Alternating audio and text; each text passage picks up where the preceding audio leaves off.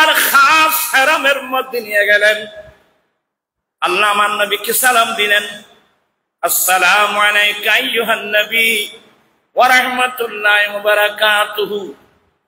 আল্লাহ আমার নবীকে সালাম দিলেন। তা আল্লাহ যখন নবীকে সালাম দিলেন তো সালামের উত্তর দিবেন না? কি ওয়ালাইকুম সালাম বলবে না? নাউজুবিল্লাহ না। আল্লাহর জন্য কোনো সালাম নেই। আল্লাহ সালাম দিলে উত্তর নাই। আল্লাহ নিজেই সালাম। আল্লাহ আমার নবীকে সালাম দিলেন। আমার নবী বলেন বড় সুযোগ। আল্লাহ এই মেরাজ রজনীতে আল্লাহর খাস হেরমের মধ্যে আল্লাহ নিজে আমি নবীকে সালাম দিলেন। আমার নবী বলেন আল্লাহ তুমি সাক্ষী থাকো, তুমি আমি নবীকে সালাম দিয়েছ। আল্লাহ আমি রাসূল তোমার হেরমের মধ্যে বসে আমার উম্মতদেরকে সালাম দিচ্ছি।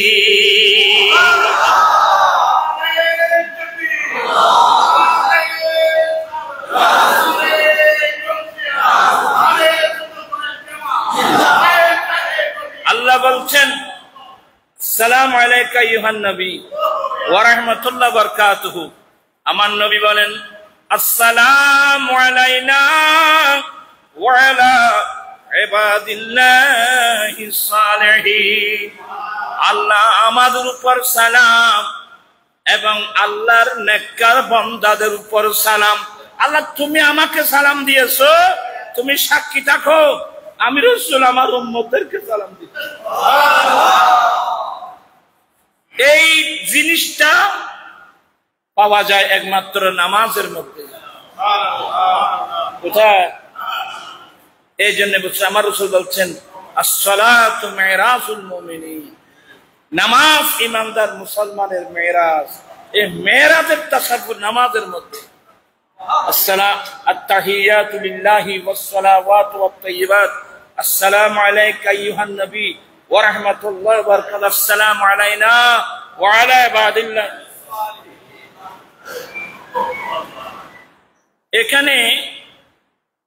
এখানে একটা জিনিস, একটা ষড়যন্ত্র আছে।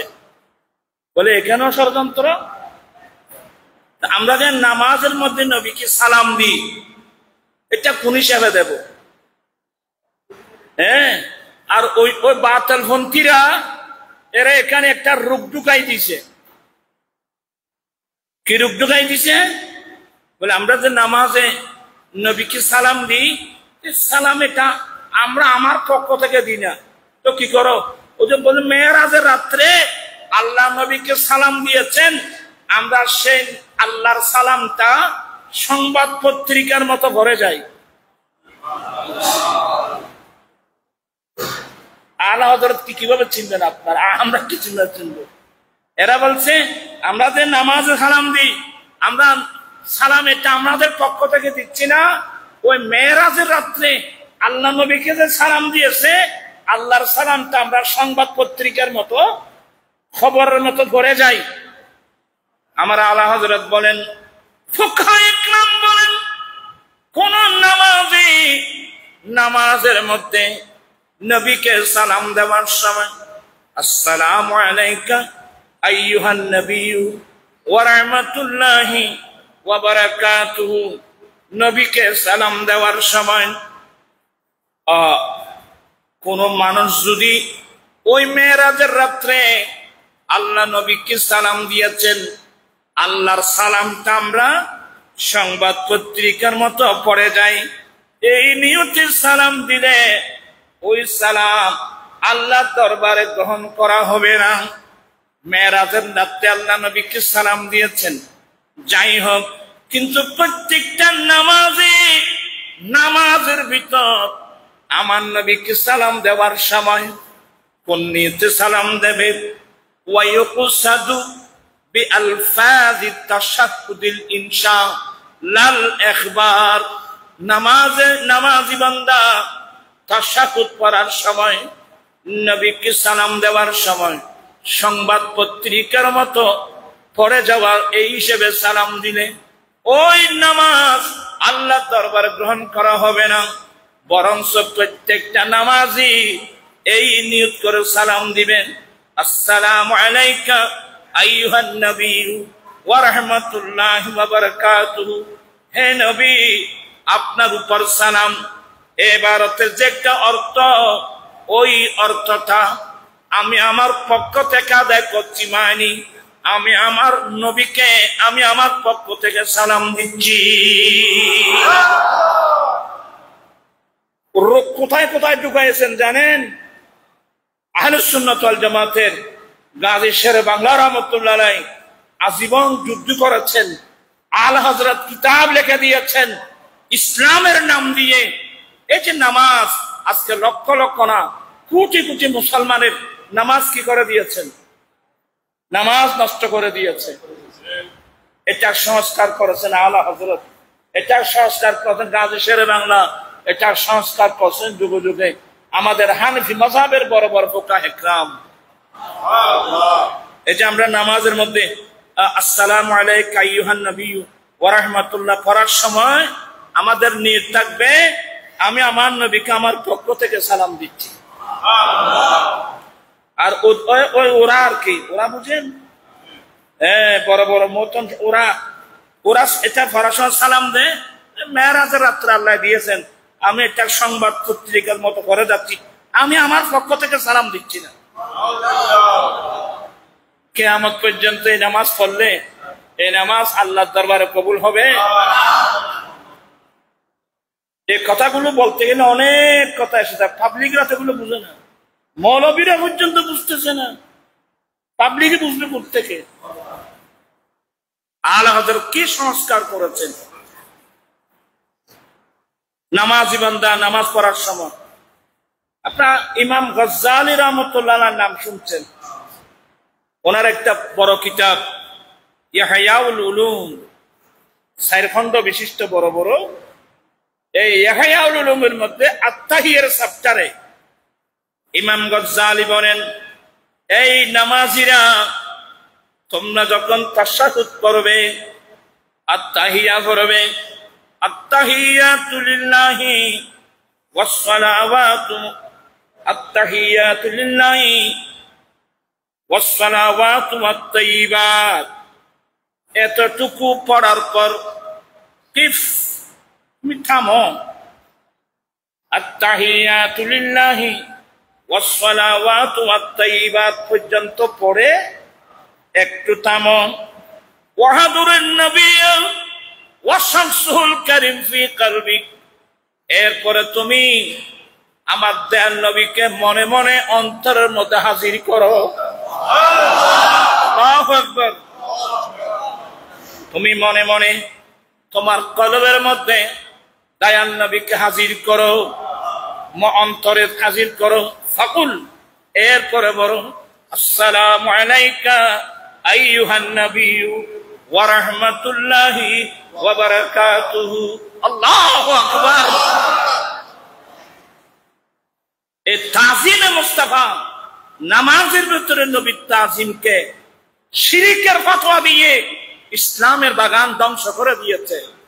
আর আমার আলা হযরত এসে এটা সংস্কার করে দিয়েছেন, গাজী শেরে বাংলা এসে সংস্কার করে দিয়েছেন, ফুকাহে কেরাম সংস্কার করে দিয়েছেন। একটা দর্শন, নামাজের ভিতর নবীর তাজিম করলে নাকি শিরিক হয়। আপনাদের বুঝতে একটু কষ্ট হচ্ছে নাকি? নামাজের ভিতরে নবীর তাজিম করলে কি শিরিক হয়? তাজিমে মুস্তাফা প্রত্যেক মুসলমানের উপর ফরজ। নবীর তাজিম, নবীর সম্মান, নবীর তাজিম, নবীর সম্মান প্রত্যেক মুসলমানের উপর ফরজ। এমনকি নামাজের মধ্যে পর্যন্ত নবীর তাজিম উম্মতের উপর ফরজ। কিন্তু এটাকে বেদাত ফতোয়া দিয়ে ফেললো। হ্যাঁ, নাউজুবিল্লাহ বলবেন না? তাজিমে রসুল আমাদের উপর কি আরো জোরে বলেন, তাজিম আমাদের উপর ফরজ।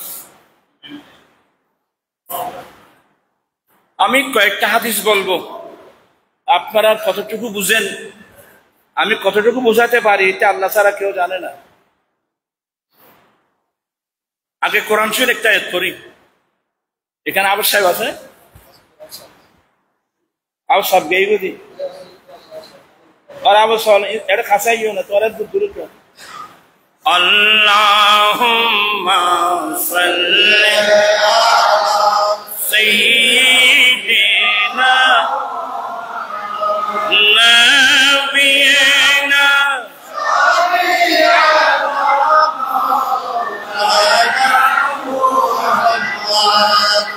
তোমারা এরা আটটা কথা এরা আজ বসি এই আলসি এখন ভাইতাম না, তোমারও লাগে খাসা ফেলি কথা করতে আরো এটা আসো না, এটা কাপড় একটা কথা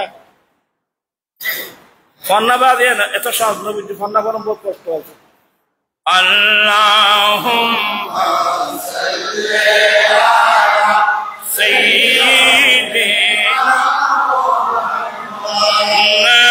নাবিয়িনা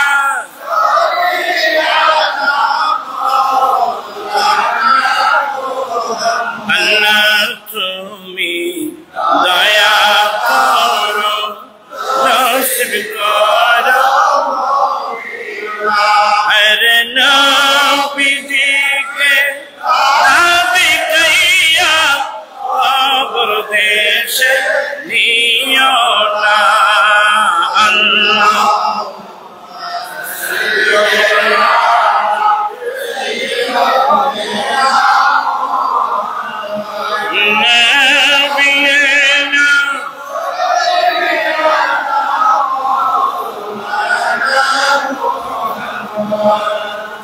নামাজের ভিতর নবীর তাজিম কি ইবাদত না শিরিক?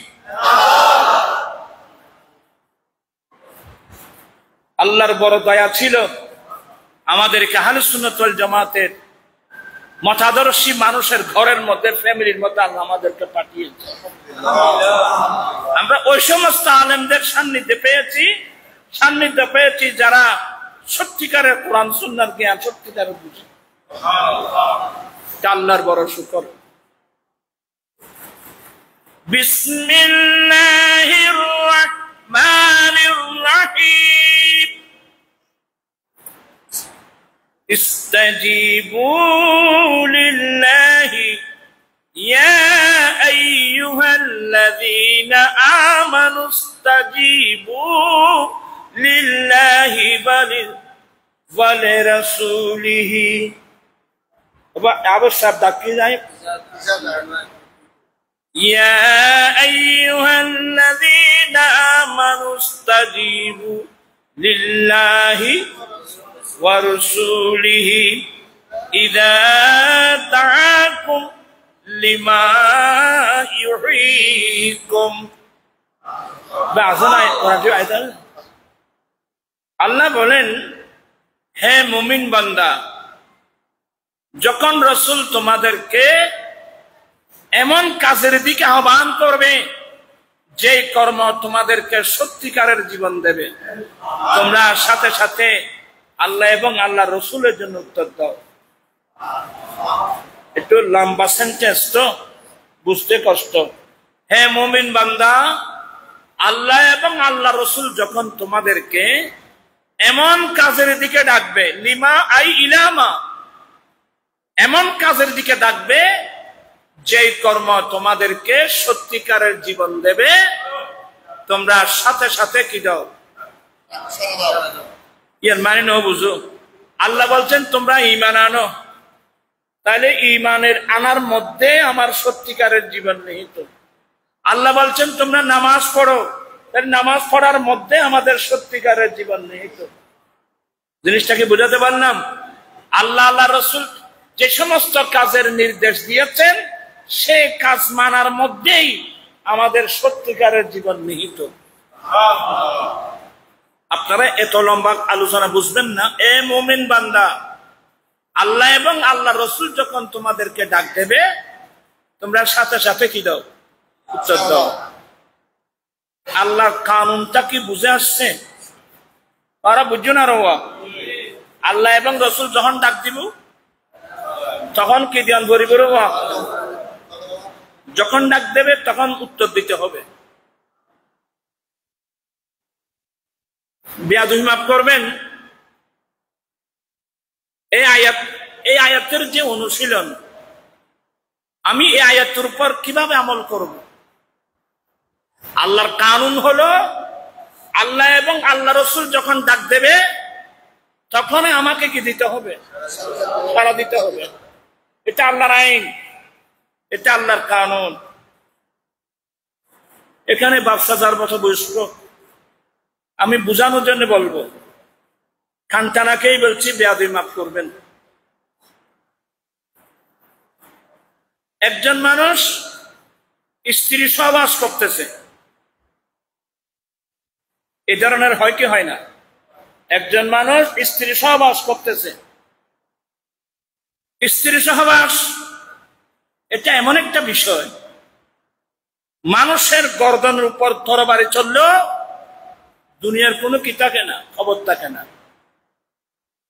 আল্লাহ তো আইন করছেন, আল্লাহ এবং রসুল যখন ডাক দেবে তখন উত্তর দেবে। ধরে নিলাম আমি আমার ওয়াইফের সাথে আমি সহবাস করতেছি, আর আগেই বললাম সহবাস এমন একটা জিনিস মানুষের গর্দনের উপর তরবারি চললে খবর থাকে না। এখন এই অবস্থায় নবী আমাকে ডাক দিলেন, এখন আমি কি করব? আমি খুব কঠিন আলোচনায় চলে আসলাম, মনোযোগ সহকারে শুনতে হবে।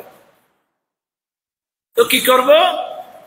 আমি বলবো না, আমাদের হানিফি মাযহাবের বিখ্যাত হাদিসের কিতাব, ফিকহের কিতাব শরহে সুনানে মানিল আসার, এই কিতাবের মধ্যে ইমাম আবু জাফর তাহাবী রাহমাতুল্লাহ আলাইহি গোসল কখন ওয়াজিব হয়, মানুষের উপর গোসল কখন ওয়াজিব হয়, এই চ্যাপ্টারের মধ্যে হাদিস আনছেন। কষ্ট হচ্ছে আপনাদের? ইমাম আবু জাফর তাহাবী রাহমাতুল্লাহ আলাইহি শরহে সুনানে মানিল আসার নামক কিতাবে মানুষের উপর গোসল কখন ওয়াজিব হয় এই চ্যাপ্টারে এই হাদিসটা আনছেন। আমি আগে বলছি এটা কঠিন জিনিস। একজন সাহাবা নিজের স্ত্রীর সাথে সহবাস করছেন, আমার দয়াল নবী ওনার ঘরের পাশে গিয়ে বাইরে থেকে ডাক দিলেন, ইয়া ফুলান, এ অমুক। তো সাহাবা একরাম তো আমার নবীর ডাক বুঝে। আল্লাহর আইন হলো আল্লাহ এবং আল্লাহ রসুল যখন ডাক দেবে সাথে সাথে উত্তর দাও। নবী ডাক দিলেন, কেন আমার নবী জানে না ওই সাহাবাতে স্ত্রী সহবাস করছে? এটাকে আমার রসুল জানে না? জানার পরেও কেন ডাকলেন? আল্লাহর কোরআনের প্র্যাকটিক্যাল তালিম দিচ্ছেন। ইয়া ফুলান, নবীর আওয়াজ সাহাবার কানে যখন চলে গেল, আমি বেয়াদবি বারবার মাপ চাচ্ছি বাবা, শরীয়ত তরিকতের কথা বুঝাতে হয়। আমার নবীর ডাক যখন সাহাবার কানে চলে গেল, একবার মুমিন কাকে বলে? মুমিন বলা হয় মা বাবা, ছেলে সন্তান, স্ত্রী পুত্র, পৃথিবীর বুকে যত আপনজন আছে সবার ভালোবাসার চেয়ে নবীর ভালোবাসা যদি বেশি হয় তাহলে সে সত্যিকারের মুমিন। এখন সে স্ত্রী সহবাস করতেছে, আমার নবী ডাক দিলেন, ইয়া ফুলান, ওই সাহাবার অন্তর তো স্ত্রী নয়, মা বাবা নয়, বন্ধু বান্ধব নয়, নিজের জানের চেয়ে নবী কি বেশি ভালোবাসেন? এক নম্বর। দ্বিতীয় নম্বর, আল্লাহর কানুন, আল্লাহ এবং রাসূল যখন ডাকবেন তখন উত্তর দিতে হবে।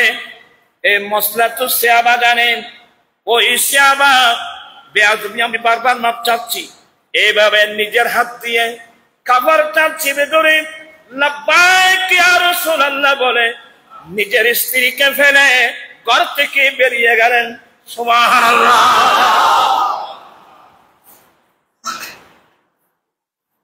আল্লাহর কানুন আমরা বুঝি। ওই সাহাবা লাব্বাইক ইয়া রাসূলুল্লাহ বলে বিবিকে, স্ত্রীকে সে অবস্থায় রেখে ইনি বেরিয়ে গেলেন। আল্লাহর কানুন, যখনই আল্লাহ রাসূল ডাক দেবে তখনই কি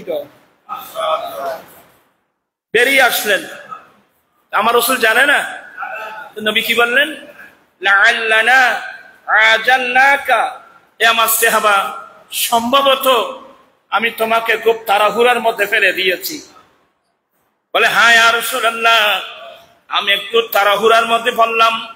নবী নির্দেশ দিলেন, যাও তুমি গোসল করে আসো, যাও তুমি। এই হাদিস থেকে ইমাম আবু জাফর তাহাবী আমাদের জন্য মসলা বের করে দিলাম। স্বামী স্ত্রী মিলন করলে বীর্য বের হোক কিংবা না হোক, উভয় অবস্থার মধ্যে গোসল করা ওয়াজিব, ফরজ। আপনিও যে মাসলা কোত্থেকে বললেন? বলে এই সাহাবাদে স্ত্রী সহবাস করতেছিল, আমার নবীর ডাক শুনে লাব্বাইক ইয়া রাসূলুল্লাহ বলে চলে আসলো। নবী তো জিজ্ঞাসা করে নাই তুমি স্ত্রী সহবাস করতেছিলে, তোমার থেকে কি বীর্য বের হয়েছে না হয় নাই? নবী এটা জিজ্ঞাসা না করে গোসল করার নির্দেশ দিয়েছেন। প্রমাণিত হয়ে গেল স্বামী স্ত্রী সহবাস করলে যদি বীর্য বের না হয় তাদের উপর গোসল করা ওয়াজিব, ফরজ। দেখেন ইসলামী আইনবিদরা, ফুকাহে কেরামরা কত কষ্ট করে করে করে আমাদের জন্য মসলা বের করে দিয়েছেন, কিন্তু আমরা তো ওই মসলাগুলো পড়ি না, শিখি না। এটা একটা গুরুত্বপূর্ণ সাবটার না? এটা গুরুত্বপূর্ণ সাবটার আমার ভাইয়েরা। তাহলে আমরা এই কোরআন শরীফ আয়াতের উপর আমল। ওই সাহাবা সহবাস করতেছিল, নবীর ডাক শোনা মাত্রই লাব্বাইক ইয়া রাসূলুল্লাহ জবাব দিয়ে বেরিয়ে গেল। এটাও সবার বুঝে আসছে তো। কিন্তু সবচেয়ে বড় মুসিবত কি জানেন?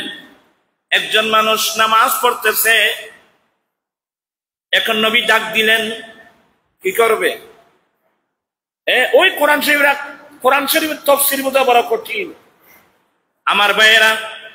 ইমামুদ দুনিয়া ফিল হাদিস মুহাম্মদ ইবনে ইসমাঈলুল বুখারী এই আয়াতের তাফসীরে, কিতাবুত তাফসীরে হাদিস আনছেন। ইমাম তিরমিজি এই আয়াতের তাফসীরে হাদিস আনছেন তিরমিজি শরীফে। একটা হলো আন সাঈদ ইবনুল মুআল্লা রাদিয়াল্লাহু তাআলা قال عن ابن سعيد بن المعلى رضي الله تعالى قال كنت أصلي في المسجد فدعاني رسول الله صلى الله عليه وسلم فلم أجبه। হযরত আবু সাঈদ ইবনুল খুদরি, ইনি আমার নবীর একজন সাহাবা। উনি বললেন আমি একদিন নামাজ পড়তেছিলাম মসজিদে। কোন মসজিদ হাদিসের মধ্যে নাই, হাদিসের ব্যাখ্যার মধ্যে আছে এটা মসজিদে নববী, আমার নবীর মসজিদ, মসজিদে নববী শরীফে হযরত আবু সাঈদ ইবনুল মুআল্লা নামাজ পড়তেছিলেন। আচ্ছা আমি দেখতেছি একজন মানুষ এখানে নামাজ পড়তেছে, আমি ওনাকে ডাকবো? ওরা কথা না বুঝো ভাল্লার আজ এই যুগে মানুষ নামাজ পড়ে আইবে ডাকুন না। আমার নবী দেখতেছেন হযরত আবু সাঈদ ইবনুল মুআল্লা নামাজ পড়তেছে, আমার নবী ডাক দিলেন, ইয়া আবু সাঈদ ইবনুল মুআল্লা, এ আবু সাঈদ ইবনুল মুআল্লা। হযরত আবু সাঈদ ইবনুল মুআল্লা বলেন, ফালাম উজিবহু, নবীর ডাক শুনে আমি উত্তর দিলাম না, কারণ আমি কোথায় ছিলাম? নামাজ পড়তেছিলাম। আমি নামাজের ভিতর ছিলাম। নবীর ডাক শোনার পরেও আমি কোনো উত্তর দিলাম না। আমার উত্তর না পেয়ে আমার নবী হুজরায় চলে গেলেন। আমি নামাজ শেষ করে আমার নবীর হুজরায় গিয়ে আমি সালাম দিলেন। এক রাওয়ায়াতের মধ্যে সালাম, তিরমিজি রাওয়ায়াত হলো হযরত সাইয়েদনা আবু হুরায়রা থেকে বর্ণিত হাদিস। ওখানে কিন্তু আবু সাঈদ ইবনে মুআল্লা নয়, ও রাওয়ায়াতের মধ্যে নামাজ পড়তেছিল হযরত উবাই ইবনে কাব রাদিয়াল্লাহু তাআলা আনহু। একই ঘটনা না, দুটা ঘটনা না।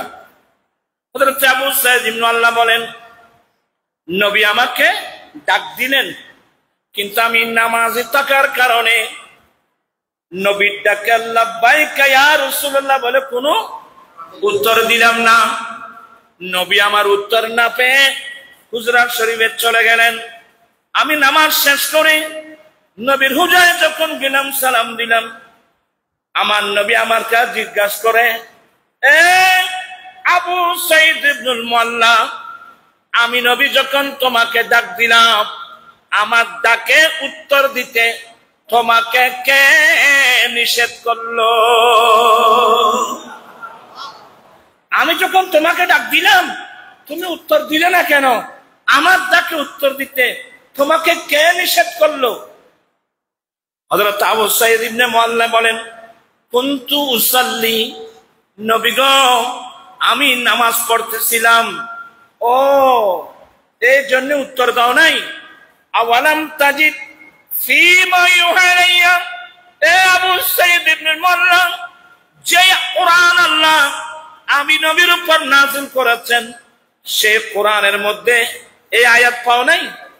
ইয়া আইয়ুহাল্লাযীনা আমানু ইসতাজীবু লিল্লাহি ওয়া লির-রাসূলি ইযা দাআকুম লিমা ইউহয়িকুম। এ ঈমানদাররা, আল্লাহ এবং রাসূল যখন ডাক দেবে তখন তোমরা উত্তর দাও। এই আয়াতটা তুমি পাও নাই? বলে, হ্যাঁ ইয়া রাসূলুল্লাহ, পেয়েছি। ওয়ালা আউযু ইনশাআল্লাহ, আমি আগামীতে আচরণ করব না। কি মানে? নবী আপত্তি জানালেন, আমি যখন তোমাকে ডাকলাম তুমি উত্তর দিলে না কেন?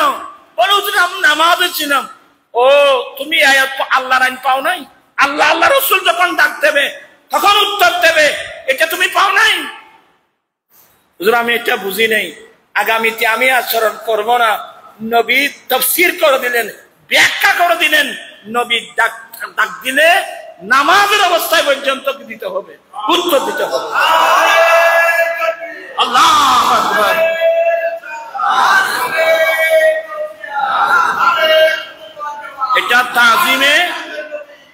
এটা তাজিমে রাসূল, এটা আমার নবীর তাজিম। নবী ডাক দিলে নামাজের ভিতর থেকে পর্যন্ত কি দিতে হবে। ঠিক একই হাদিস আরেকটা হযরত আবু হুরায়রা থেকে, তিরমিজির মধ্যে রাওয়ায়াত, হযরত উবাই ইবনে কাব রাদিয়াল্লাহু তাআলা নামাজ পড়তেছিলেন, একই ঘটনা। তো এই দুটো হাদিস আনার পরে বুখারী শরীফের হাসিয়া, তিরমিজি শরীফের হাসিয়া মানে কিতাবের পার্শ্ব, হাসিয়া বলার কি? আপনি ঠিকও ধরেন, এখানে ওই আহমদ আলী সারমপুরি, এটা আমাদের না, এটা দেওবন্দীদের। আহমদ আলী সারমপুরি কি লিখছেন জানেন? দাল্লাল হাদিস আলা। এখন প্রশ্ন আসবে, নবী যখন ডাক দিলেন, আমি আমার নবীর ডাকে উত্তর দিলাম, লাব্বাইকা ইয়া রাসূলুল্লাহ, আমি নামাজের ভিতর থেকে নবীর ডাকে আমি উত্তর দিলাম। এখন আমার নামাজের কি অবস্থা হবে? প্রশ্ন আসবে কিনা? আমার নামাজের কি অবস্থা হবে? ওই আহমদ আলী সারমপুরি এই প্রশ্নের উত্তর দিচ্ছে, দাল্লাল হাদিস আলা আন্না ইজাবাতার রাসূল সাল্লাল্লাহু আলাইহি ওয়াসাল্লাম লা তুবতিলুস সালাত কামা আন্না খিতাবাহু বিকাউলিকা আসসালামু আলাইকা আইয়ুহান নবী ওয়া রাহমাতুল্লাহি ওয়া বারাকাতুহু লা ইয়াকতাউহা। যেমনি ভাবে প্রত্যেক নামাজি মানুষ নামাজের মধ্যে দয়াল নবীকে আসসালামু আলাইকা আইয়ুহান নবী ওয়া রাহমাতুল্লাহি ওয়া বারাকাতুহু বলে নবীকে সম্বোধন করে সালাম দিলে যেমনি ভাবে সালাম নষ্ট, যেমনি ভাবে নামাজ নষ্ট হয় না, ঠিক তেমনি ভাবে নামাজি বান্দা নামাজের অবস্থায় নবীর ডাকে উত্তর দিলে নামাজি বান্দার নামাজ নষ্ট হবে না।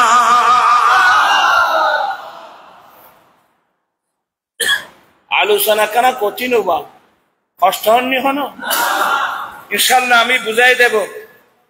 এবার বুখারী খুলেন, মুসলিম শরীফ খুলেন। আমার নবী যেদিন দুনিয়া থেকে ইন্তিকাল করবেন সোমবার, কিবার সোমবার, যেদিন নবী দুনিয়া থেকে ইন্তিকাল করবেন সাহাবায়ে কেরাম নবীর জন্য ফজরের জামাতে অপেক্ষা করছিল। সাহাবায়ে কেরাম আমার নবীর জন্য সবসময় অপেক্ষা করতেন, কারণ নামাজের অক্তের একটা শুরু আছে আর একটা কি আছে। নবীর জন্য শেষ অক্ত পর্যন্ত কি করতেন, অপেক্ষা করতেন। যাতে আমরা এখানে লিখে দিয়েছি জাস্ট টাইম, নো কমপ্লেন। আমার ভাইয়েরা, বলতে চাচ্ছিলাম আমার নবী দুনিয়া থেকে ইন্তিকাল করবেন। সাহাবায়ে কেরাম নবীর জন্য অপেক্ষা করতে করতে নামাজের অক্ত একেবারে কি শেষের দিকে, তাড়াতাড়ি সিদ্দিক আকবর নামাজের নিয়ত, আল্লাহু আকবার, ফজরের ফরজ নামাজের নিয়ত করলেন। সবাই সিদ্দিক আকবর রাদিয়াল্লাহু তাআলা আনহুর পিছনে একটাদা করে নামাজ পড়তেছেন। আমরা তো আমাদের কিবলা পশ্চিমে, কিন্তু মদিনা শরীফ থেকে কিবলা সোজা দক্ষিণে। আমার নবীর হুজরা পূর্ব পাশে, সিদ্দিক আকবর নামাজ পড়াচ্ছেন, সাহাবায়ে কেরাম নামাজ পড়ছেন। আমার দিল নবীর অন্তরে জাগলো, আমি তো এখন আল্লাহর কাছে চলে যাব। আমার অনুপস্থিতিতে আমার আবু বকর নামাজ পড়াচ্ছেন, সবাই আবু বকর পিছনে একটাদা করে নামাজ পড়তেছে। এই দৃশ্যটা আমি একটু দেখে যাই, গান্ধী এই দৃশ্যটা একটু দেখে যায়। আমার নবী হুজরা শরীফ থেকে কষ্ট করে ঘরের দরজায় আসলেন, পর্দা সরায় নূরানী চেহারা মসজিদে নববী শরীফে দেওয়া মাত্রই গোটা মসজিদ ঝিলমিলি উঠল। সিদ্দিক আকবর বুঝতে পারলেন আমার নবী আসতেছেন। তখন সিদ্দিক আকবর খেরাত বন্ধ করে হাত বাঁধা অবস্থায় আমার নবীর দিকে ফিরে গেলেন। এর চেয়ে বড় তাজিম নামাজের ভিতর আর কি আছে? এগুলো সহিহ হাদিসের কথা বলছি আমি। আহলে হাদিস নাম রাইলের জন্য হাদিস স্মরণ করে, এটা বুখারী মুসলিমের হাদিস। সিদ্দিক আকবর আমার নবীর দিকে এবার ফিরে গেলেন, কেরাত বন্ধ, কিবলা থেকে ফিরে গেলেন নবীর দিকে। এবং সিদ্দিক আকবর পিছনে থাকা সাহাবায়ে কেরাম যারা নামাজ পড়তেছিলেন, এরাও হাত বাঁধা অবস্থায় নবীর দিকে ফিরে গেলেন। কেরাত বন্ধ, কিবলা থেকে ফিরে গেলেন। ফাতাবাসসামা রাসূলুল্লাহ সাল্লাল্লাহু আলাইহি ওয়াসাল্লাম, সিদ্দিক আকবর তথা সাহাবায়ে কেরামের এই দৃশ্য দেখে আমার দিল নবী মুস্কি হেসে দিলেন। সুবহানাল্লাহ, মুস্কি হাসলেন। কিছু এখন কেরাত বন্ধ, সব সিদ্দিক আকবর নবীর দিকে, যারা মুসল্লি এরাও নবীর দিকে। আচ্ছা, নামাজের ভিতরে এর চেয়ে বড় তাজিম আর কি আছে? এরপরে হলো কি, আমার নবী মুস্কি হাসলেন, মুস্কি হেসে ইঙ্গিত দিলেন তোমরা নামাজ শেষ করে নাও। এই কথা বলে পর্দা টেনে নবী হুজরায় চলে গেলেন। এখন প্রশ্ন আসলো, এতক্ষণ যাবত সিদ্দিক আকবর নামাজ নির্বাক কেরাত পড়তেছিল, হাত বাঁধা অবস্থায় কেরাত বন্ধ, কিবলা থেকে নবীর দিকে ফিরে গেলেন। ওনার পিছনে যারা নামাজ পড়েছেন এরাও কিবলা থেকে ফিরে নবীর দিকে ফিরে গেলেন। নবী যতক্ষণ চেয়েছিলেন ততক্ষণ ফিরেছিলেন। এবার নবী ইশারা দিলেন, ইশারা দিয়ে চলে গেলেন। এতক্ষণ যাবৎ ইমাম এবং মুক্তাদি নামাজ পড়া অবস্থায় নবীর দিকে ফিরে গেলেন। এর দ্বারা কি নামাজ নষ্ট হলো? নামাজ নষ্ট হলে তো নবী বলে দিতেন তোমরা এই কাজ কেন করলাম। নবী তো ইশারা দিলেন নামাজ শেষ করো। কি মানে এতক্ষণ যাবৎ তোমরা আমার দিকে চেয়েছিলা, এটা নামাজের অন্তর্ভুক্ত। আর কিভাবে বুঝাবো জাতিকে? কি বুঝলাম? নামাজের মধ্যে পর্যন্ত নবীর তাজিম উম্মতের উপর কি ফরজ। কিন্তু কেউ যদি বলে নামাজে নবীর খেয়াল দিয়ে আসা গরু গাদার খেয়ালের চেয়ে নিকৃষ্ট, তুমি এই মশলা কোথায় পেলে? ইসলামের নাম দিয়ে দিয়ে এই সমস্ত বই পুস্তক লেখেকে ইসলামকে কলুষিত করাচ্ছে। আমার আলা হযরত এসে গাজী শেরেমানা এসে তোকা একরামরা এগুলো খণ্ডন করে সংস্কার করে দিয়েছেন। সত্যিকার ইসলাম আমাদেরকে উপহার দিয়েছেন। চিৎকার দিয়ে বলুন না সুবহানাল্লাহ। কি আমি জিনিসটা কি বুঝাতে পারলাম? বিরক্ত আপনাদের বুঝতে কি কষ্ট হচ্ছে? রাসূল করিম সাল্লাল্লাহু আলাইহি ওয়াসাল্লামের তাজিম আমাদের উপর কি ফরজ। আচ্ছা, এবার আরেকটা মশলা বলবো। আজকে একটু কঠিন কঠিন মশলা বলছি। দুই ফরজ একত্রিত হলো। কয় ফরজ? দুই ফরজ একত্রিত হলো। কোন ফরজের প্রাধান্যতা? যেমন হিজরতের রাত্রি ওই যে গারে হেরার মধ্যে, ওই যে গুহার মধ্যে আমার রাসূল গারে সুরের মধ্যে সিদ্দিক আকবর নবী গো আপনি একটু দাঁড়ান, আমরা গর্তের মধ্যে অবস্থান করব। অনেক সময় গর্তের মধ্যে কি থাকে? সব থাকে, বিষাক্ত জিনিস থাকে।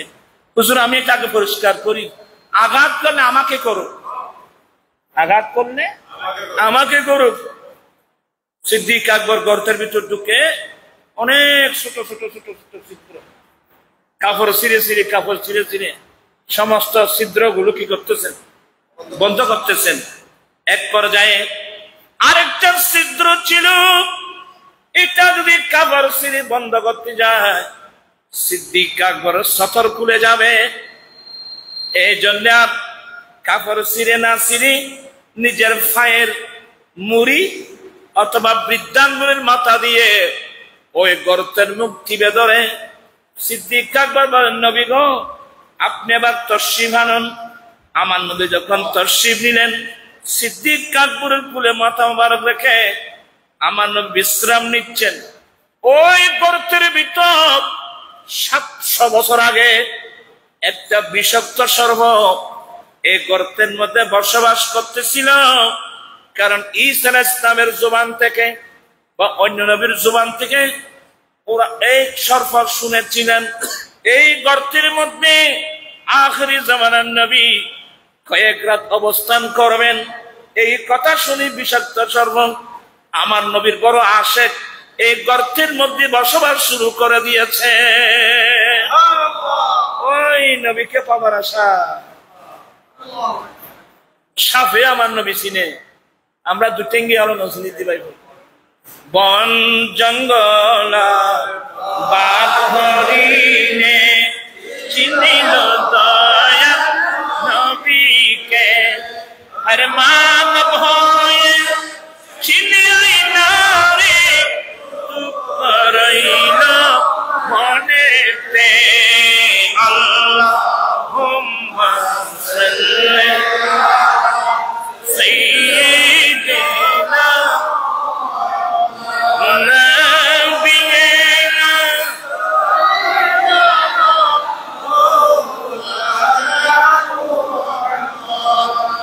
এবার আসুন ওই সর্প, কারণ নবী ঢুকা মাত্রই নবীর সুগন্ধি চলে গেল সাপের নাকে। যে নবীর পাওয়ার আশায় এত বছর ধরে গর্তের মধ্যে বসবাস করছি আমার নবীকে, এবং কেউ যদি বন্ধ করে এই জন্য আমি অসংখ্য ছোট ছোট ছিদ্র করে রাখছি, একটা বন্ধ করলে আরেকটা দিয়ে বের হব, সব ছিদ্র বন্ধ। এখন যেখানে সিদ্দিক আকবর পায়ের মুড়ি কিংবা বৃদ্ধাঙ্গুলের মাথা দিয়ে ছিদ্র বন্ধ করে রাখছেন, সর্ব মাথা দিয়ে কয়েকবার নাড়া দিয়েছেন, কিন্তু সিদ্দিক আকবর পা সরাচ্ছেন না। এক পর্যায়ে নবীর প্রেমে পাগল হয়ে সিদ্দিক আকবরের পায়ে আঘাত করলো, মুহূর্তের মধ্যে বিষ সিদ্দিক আকবরের মাথা থেকে পা পর্যন্ত ছড়িয়ে পড়ল। আর কথা বুঝছো না?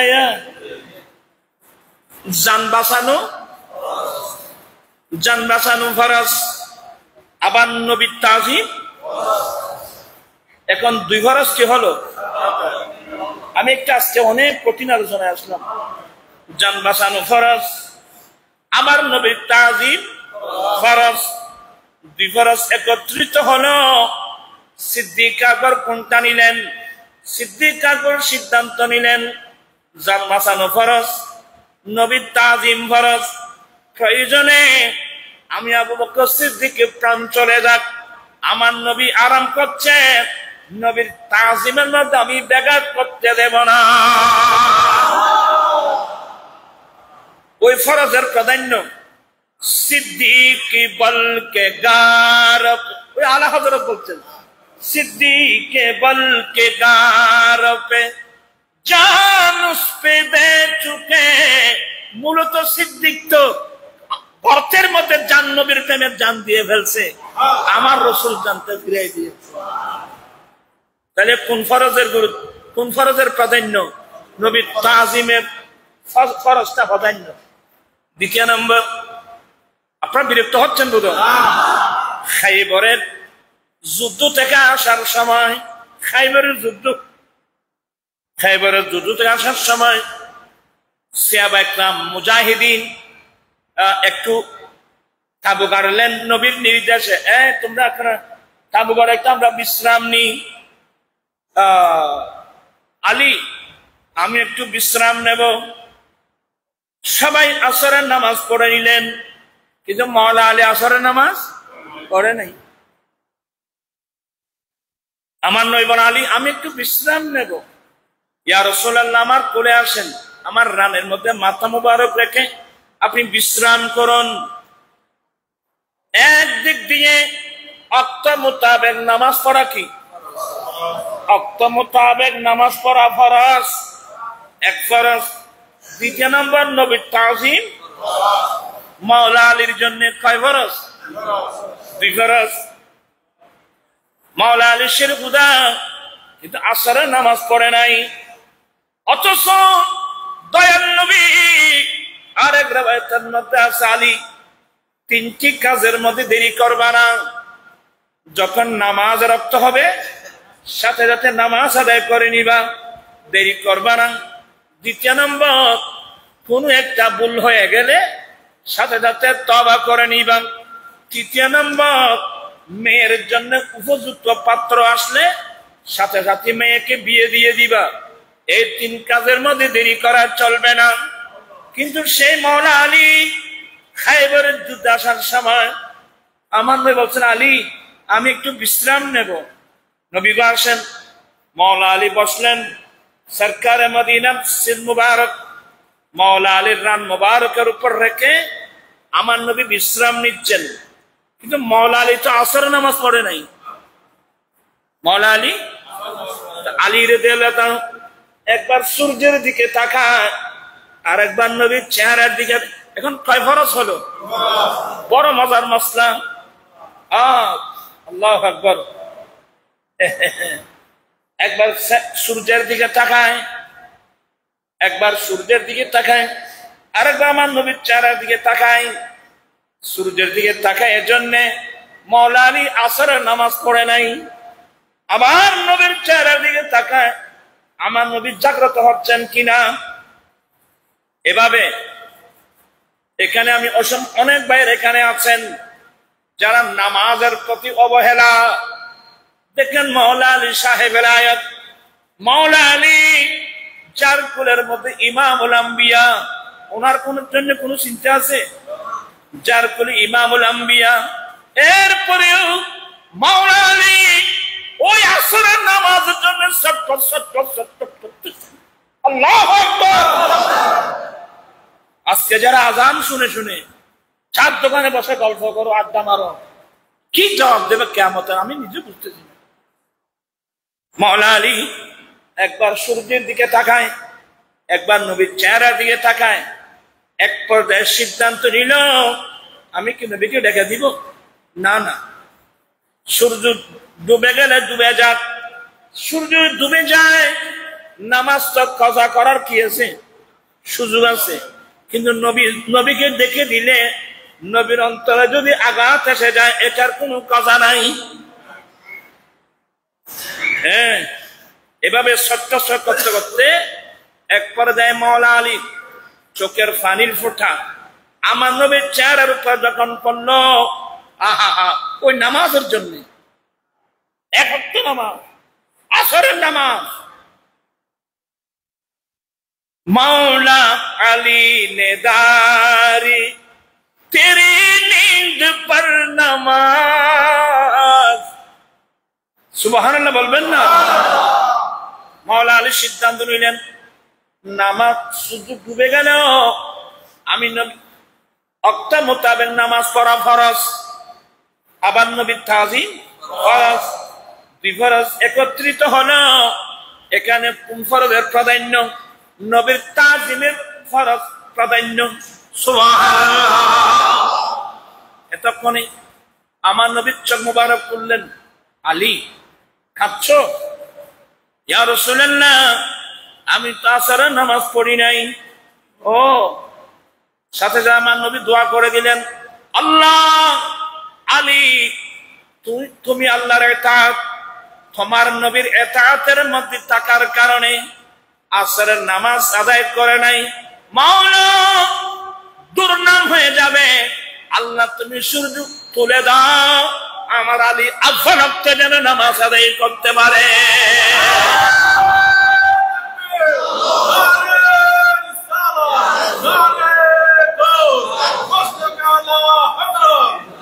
মাওলা আলীর কত বড় সম্মান! এই প্রেমের আলোকে মাওলা দুটো ফরজ একত্রিত, নবীর ফরজ এটা প্রাধান্য। হ্যাঁ, মাওলা আলী সূর্য ডুবে যাচ্ছে, বলে না আমি তো নবীকে ডাকতে পারবো না। আমার নবী চোখ মুবারক খুলে দিলেন, আলী খাচ্ছ? নবী আমি তো আসর নামাজ পড়ি নাই। আল্লাহ আলী তোমার আতাত, তোমার নবীর আতাতের মধ্যে ছিল। হ্যাঁ আল্লাহ তুমি সূর্য তুলে দাও। ডুবিত সূর্য কি হয়ে গেল? ডুবিত সূর্য উদয় হলো, ফুল একেবারে আসর রক্ত হলো। মাওলা আলীকে একেবারে আফলক্তে নামাজ আদায় করেন। সুবহানাল্লাহ বলবেন না? আজকে আমি অনেক মসলা মাসাইল বর্ণনা করলাম, এগুলোর মূল বিষয় হলো তাজিমে রাসূল সাল্লাল্লাহু আলাইহি ওয়াসাল্লাম। এমনকি অনেক মানুষের মধ্যে অনেক মানুষের কথা হলো নবীর তাজিম নামাজের মধ্যে শিরিক বেদাত, এগুলো বলে বলে ইসলামকে নষ্ট করে ফেলছে। আমার আলা হযরত এটা সংস্কার করে দিয়েছেন, গাজী শেরে বাংলা সংস্কার করে দিয়েছেন, ইমাম হাশমি আমাদেরকে সংস্কার করে দিয়েছেন। জগৎ যুগে যুগে কালে কালে ফুকাহা ইকরাম আহলে সুন্নাত ওয়াল জামাতের উলামা ইকরামরা এগুলো সংস্কার করে বিশুদ্ধ ইসলাম আমাদেরকে উপহার দিয়েছেন। আমরা কিয়ামত পর্যন্ত তাদের ঋণ আমরা পরিশোধ করতে পারবো না। আসলে আমি অনেক দূরে চলে আসলাম। কোথায় ছিলাম? আল্লাহ নবীকে কোথায় নিয়ে গেলেন? মেরাজে নিয়ে গেলেন। মেরাজে নিয়ে আল্লাহ আমার নবীকে দেখা দিলেন। সুবহানাল্লাহ বলবেন না? আল্লাহ আমার নবীকে কি দিলেন? দেখা দিলেন। আমার নবী কপালের চোখে আল্লাহকে দেখলেন। কেমন দেখলেন? মা জাগাল বাসরু ওয়া মা তাগা। আমার নবীর দৃষ্টি এদিক সেদিক হয় নাই, আল্লাহকে দেখছেন।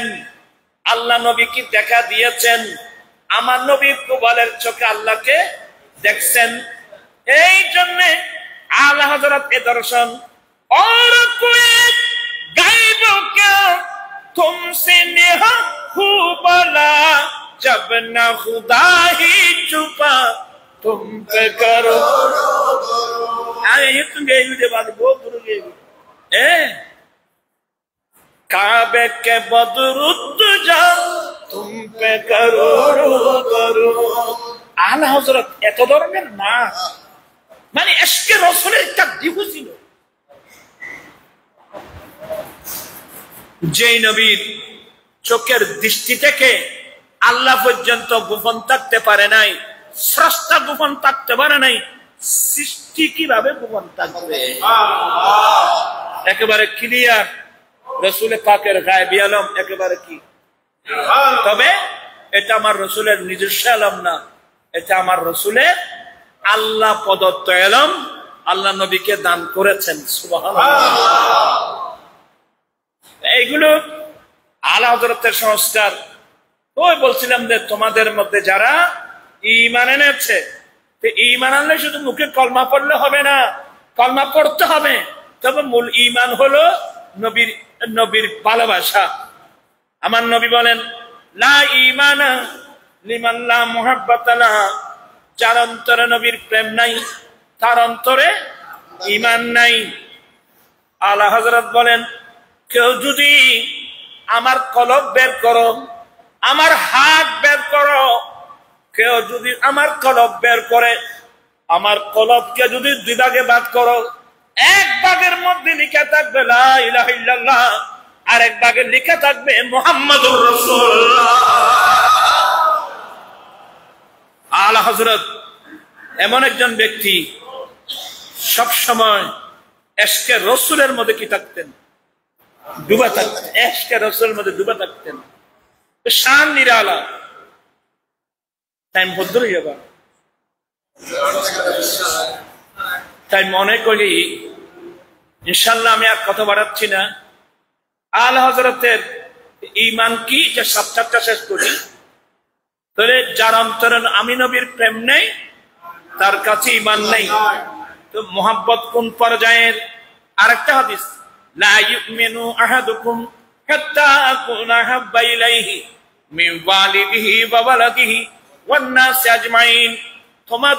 তোমাদের মধ্যে কেউই ততক্ষণ পর্যন্ত পূর্ণ মুমিন হতে পারবে না যতক্ষণ পর্যন্ত তোমাদের মা বাবা, ছেলে সন্তান, স্ত্রী পুত্র, পৃথিবীর বুকে যত তোমাদের প্রিয়জন থাকুক সবার ভালোবাসার চেয়ে আমি নবীর ভালোবাসা যতক্ষণ পর্যন্ত বেশি হবে না ততক্ষণ পর্যন্ত সে পূর্ণ মুমিন হতে পারবে না। আজ এ কথা কেন বেশি গিয়ে ওই হইলাম যে বুখারী শরীফের রিওয়ায়াত, একদল মানুষ মুসলমান, দেখতে মুসলমান, নবীর পিছনে নামাজ পড়ে। নামাজ কার পিছনে? নবীর পিছনে, মসজিদে নবী শরীফে। কিন্তু অন্তরের মধ্যে কি ছিল না? নবীর প্রেম ছিল না, নবীর ভালোবাসা ছিল না। এদের নাম মুনাফিক। কি বুঝলেন? আপনি হাজার কলমা পড়েন, একেবারে নামাজ আজগর করেন, অন্তরে যদি নবীর ভালোবাসা না থাকে, অন্তরে মোহাব্বত, তো মোহাব্বত কোন মোহাব্বত?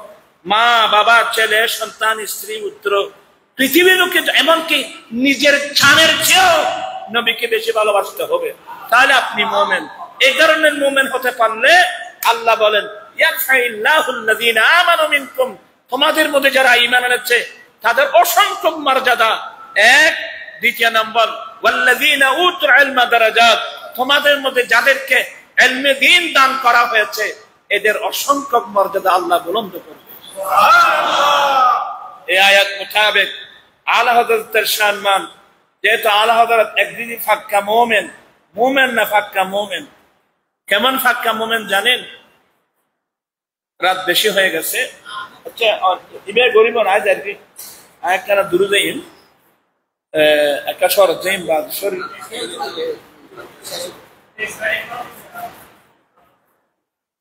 বাদি আয় আপনি আছে তোমার আল্লাহর রহমতে আলা হযরত কনফারেন্স আছে, আগামী 23 তারিখ আমাদের আঞ্জুমানের রেসবিয়ানুরের উদ্যোগে মুরাদপুর এলদিরি ভবনে আমার আঞ্জুমান রেসবিয়ার উদ্যোগে আলা হযরত কনফারেন্স আমরা আয়োজন করেছি। আপনাদেরকে দাওয়াত দিচ্ছি, যদি সুযোগ হয় তো কনফারেন্সে গেলে অনেক বড় বড় জামানার উলামা একরাম আসবেন। আলা হযরতের বিভিন্ন মাসলা মাসাইল নিয়ে, বিভিন্ন সংস্কার নিয়ে এমন আলোচনা হবে যেগুলো জ্ঞানী মানুষের খোরাক, যেগুলো আশিক রাসূলদের খোরাক। আলা হযরত এমন একজন ব্যক্তি, আমরা তো ঘুমানোর সময় কে কোথায় ঘুমায় আমরা জানি না। আলা হযরত সব সময় কিবলামুখী হয়ে ঘুমাতেন। কোনমুখী? কিবলামুখী হয়ে ঘুমাতেন। এক। দ্বিতীয় নম্বর, মাথা এবং পা-টাকে নিজের বডি দিয়ে মুহাম্মদ শব্দ অঙ্কন করতেন। এই যে আমি বসলাম, এটা আরবিতে মুহাম্মদ, মিম হা মিম দাল, এটা আরবিতে মুহাম্মদ হয়ে গেল। আলা হযরত ঘুমাতেন। এক নম্বর কিবলামুখী, দ্বিতীয় নম্বর মুহাম্মদ শব্দ অঙ্কন করতেন বডি দিয়ে। আচ্ছা, এমন চিন্তাধারার আমি অনেক মুহাদ্দিসিন ইকরামের হালাত পড়েছি, এই অবস্থা আমি আর কোথাও দেখিনি। আলা হযরতের কাছে প্রশ্ন করা হলো, হুজুর এ বৃদ্ধ বয়স পর্যন্ত আপনি কোনোদিন ফা টেনে ঘুমাতে দেখি নাই। আলা হযরত বলেন, বাবা ফা টেনে ঘুমানোর জায়গা তো কবরস্থান। ফা টেনে ঘুমানোর জায়গা কোথায়? কবরস্থান। এই দুনিয়া যত ফা টেনে ঘুমানোর জায়গা নয়। এই চিন্তাধারা মানুষ কোথায় ছড়ন ছিল? শুধু তাই না, আলা হযরত এমন আল্লাহর প্রেমিক,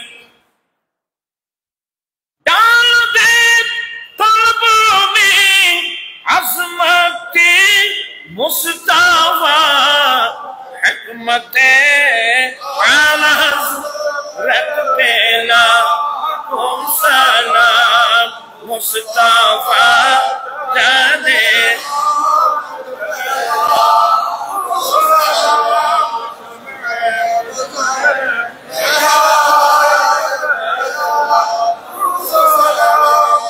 আলা হযরতে 5 জন মেয়ে। কজন? নাম কি রাখছেন জানেন? মেয়েরা তো আর তো আছে, নাম কি রাখো? ওর নাম ডেজি, ওর নাম বেজি, নামও শেষ। মুসলমান তো ধ্বংস হয়ে গেছে।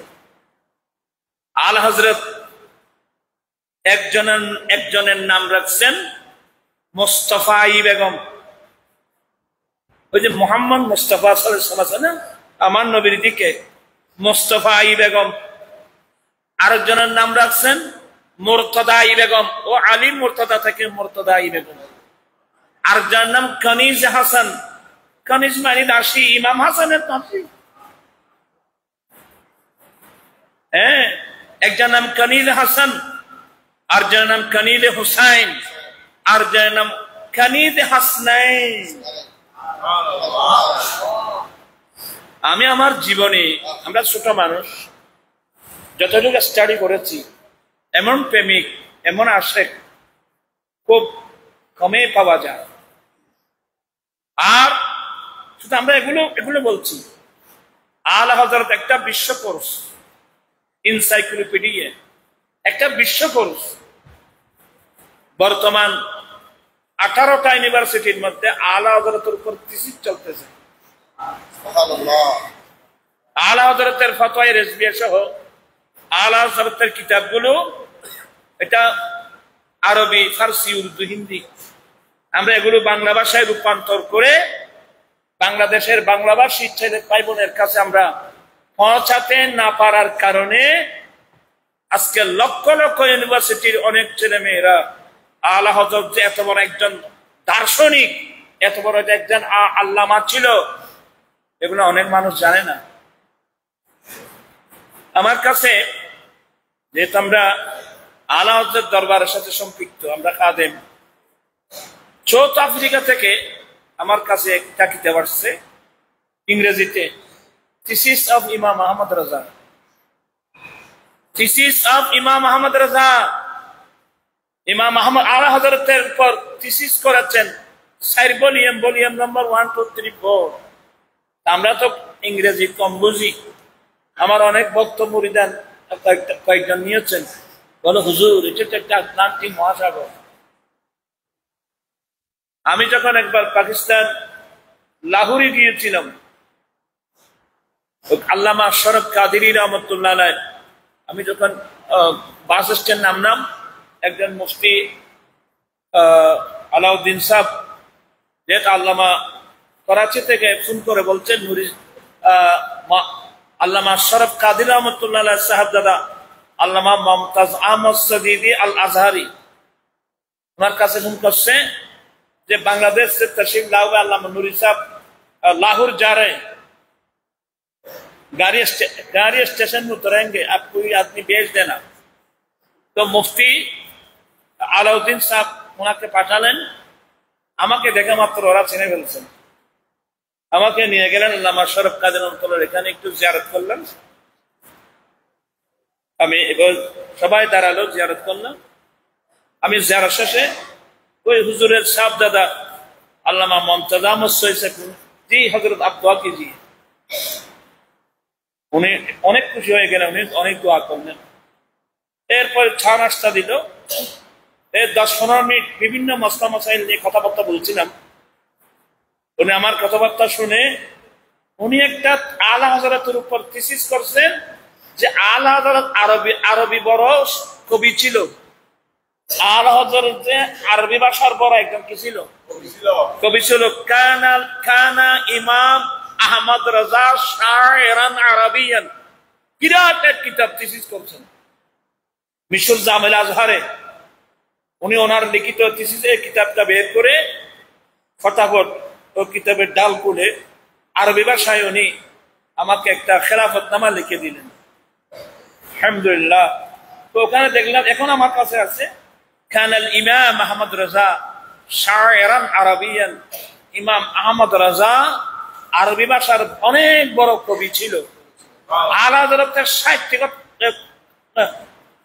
কবিতার বিষয়ের উপর উনি থিসিস করে উনি বড় ডক্টরেট লাভ করেছেন। এখানে কেউ আরবি ভাষার উপর, কেউ ইলমে হাদিসের উপর, কেউ ফিকহের উপর, বিভিন্ন বিষয়ের উপর থিসিস করছেন। 18টা ইউনিভার্সিটির মধ্যে আলা হযরতের উপর থিসিস চলতেছে। অর্থাৎ আলা হযরত হলেন একটা জ্ঞানের খোরাক। সারা পৃথিবীর বড় বড় ইউনিভার্সিটিতে আপনি অক্সফোর্ড ইউনিভার্সিটির কথা বলেন, ওখানে কয়টা সাবজেক্ট পড়ানো হয়? Science, arts, commerce, mathematics, economic, geography, chemistry. এভাবে হিসেব করলে বেশির মধ্যে 30-40টা সাবজেক্ট বা 50টা সাবজেক্ট। আলা হযরতের জীবনে কিতাবগুলো লিখে হিসেব করা হলো, আলা হযরত ৭৪টা সাবজেক্টের উপর কিতাব লিখে দিয়েছে। আজীব। আসলে এগুলো আল্লাহ প্রদত্ত অনুদান, আল্লাহ প্রদত্ত দান। ইন্নাল্লাহা ইয়াখতাসসু বিরাহমাতি মান ইয়াশা। আল্লাহ তো নিয়ামত দিয়েছেন, আমরা তো নিয়ামত বুঝি নাই, নিয়ামত থেকে আমরা নিয়ামত গ্রহণ করতে পারছি না। আল্লাহ পাক এই মাহফিলকে কবুল করুক। আজকে এলোমেলো ভাবে আমি কঠিন জিনিস বললাম, আশা করে আপনারা কষ্ট হলেও বুঝতে তো পেরেছেন নাকি? তারা বুঝুন আর কেন কঠিন জিনিস। আল্লাহ পাক আলা হযরতের উসিলায় আল্লাহ আমাদের এই আলোচনাগুলো আল্লাহ কবুল করুক। ভাইয়েরা, আজকে কয় বছর, বহু বছর থেকে মরহুম হাফেজ আনোয়ার রহমতুল্লাহ আলাইহির ওই সময় থেকে এ পর্যন্ত ধারাবাহিক আমার ভাইরা আলা হযরতের জীবনের উপর যে আলোচনা শুনে আসছেন, মাহফিল করছেন, স্মরণে মাহফিল করছেন, ওরসে পাক করছেন। আল্লাহ আপনাদের এই নিয়ামতকে আল্লাহ তুমি কবুল করো, আল্লাহ কবুল করো। এগুলো সওয়াব বিশেষ করে আমার ভাই মরহুম আলহাজ হাফেজ আনোয়ার সহ এখানে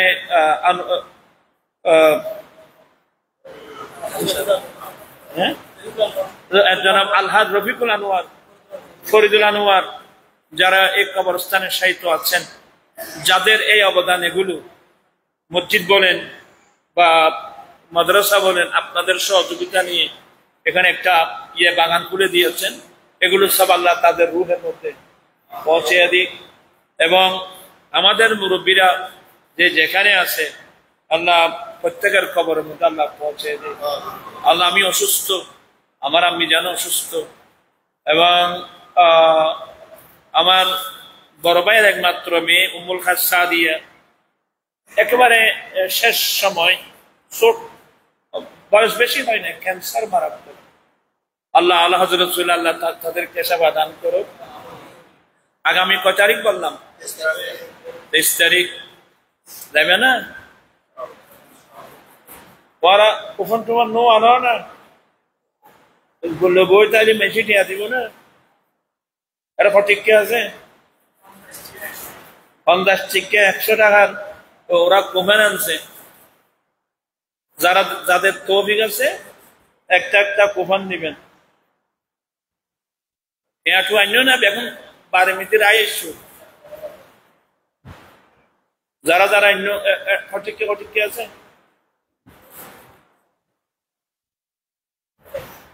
যাই হোক আপনারা এক একটা যাদের সামর্থ্য আছে এক একটা কুপন নিবেন, এদেরকে একটু সহযোগিতা করবেন। আর আমি তো অসুস্থ মানুষ, দোয়া করবেন, শরীর এত বড় ভালো না। আল্লাহ পাক এই মাহফিলকে কবুল করুন, আমিন বলুন।